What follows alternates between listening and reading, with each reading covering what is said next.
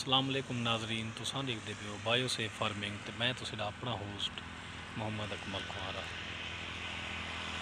नाजरीन अज का मौजू प्याज या जड़ी बूटियों के मुतलिक। प्याज की पनीरी काश किता से उहदे विच जड़ी बूटियों का उगाओ थी गया, जिहदे विच ये असां टमाटरें की पनीरी लाता से और बताऊं की पनीरी लाता से, टमाटर और बैंगन की पनीरी लाता से, जिन्हें जड़ी बूटियां थी गया हम उन्हें को हाथ नाल तलफ किते से, सफाई करेंदे पे से। और बाकी ये लहसन दे जड़ी बूटियां थी गया या वल ये प्याज लाती खड़े से, इंदे विच जड़ी बूटियां इन्हें दे तदारक वास्ते पेस्टिसाइड स्प्रे करे सू इंशाअल्लाह, ते जड़ी बूटियां खत्म करे सूँ हर्बिसाइड स्प्रे करते तमाम जड़ी बूटियां तलफ कर दूँ इंशाअल्लाह। ये वीडियो बने पैसे स्प्रे करने तो पहले दी, इंशाअल्लाह स्प्रे करने तो बाद दी भी वीडियो दिखे सुख सकूँ।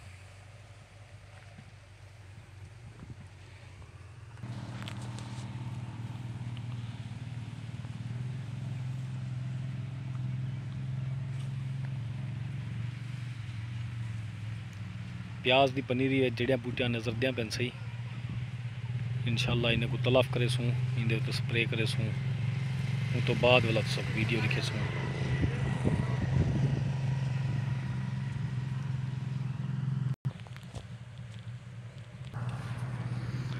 माशाअल्लाह सी प्याज की पनीरी की जर्मीनेशन तो अच्छी है, तो नाल ही जड़ी बूटियां भी काफ़ी तादाद इत्थे हैं। इंशाअल्लाह इन्हें को स्प्रे मार के तलफ करे सूँ, उन तो बाद इंशाअल्लाह वाल वीडियो बढ़ा तो वाला दिखे सूँ सकूँ।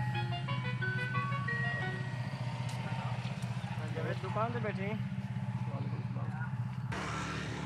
ते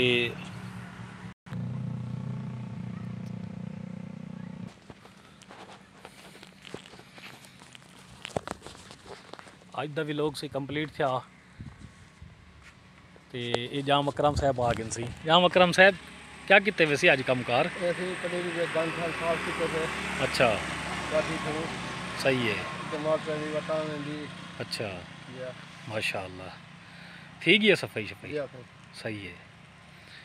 कमान रखे बेच लीते वे फोंडा माशाअल्लाह माशाअल्लाह, चलो माशाअल्लाह।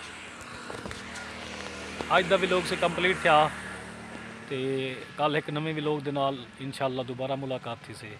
तुसां देखते रहे सो साडा बायोसेफ चैनल, ताकि तुसा को नवी आने वाली वीडियो बआसानी मिल सके। साडे चैनल को लाइक सब्सक्राइबर कर गिन सो, देखते रहे सो साडा चैनल बायोसेफ फार्मिंग। अल्लाह हाफिज़, कल एक नवी वीडियो के नाल इंशाअल्लाह मुलाकात।